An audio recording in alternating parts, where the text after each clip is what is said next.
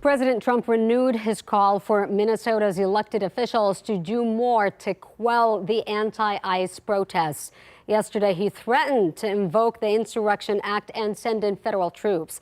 CBS's Ian Lee shows us violent confrontations between protesters and ICE agents are happening on a daily basis.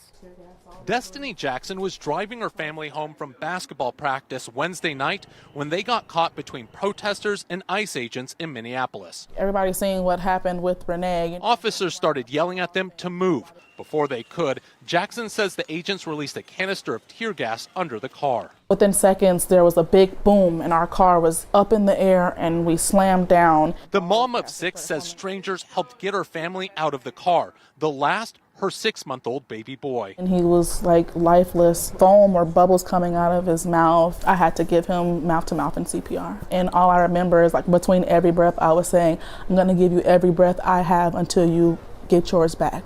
Accounts like Jackson's are piling up and drawing widespread criticism of how ICE agents are going about their stated objective, arresting and deporting people who are in the U.S. illegally. Just the tip of the iceberg. Democratic Congress members held an unofficial hearing in St. Paul where they heard from 20-year-old Mubashir, a U.S. citizen who was detained while on his lunch break. They dragged me outside and put me into a headlock on the ground.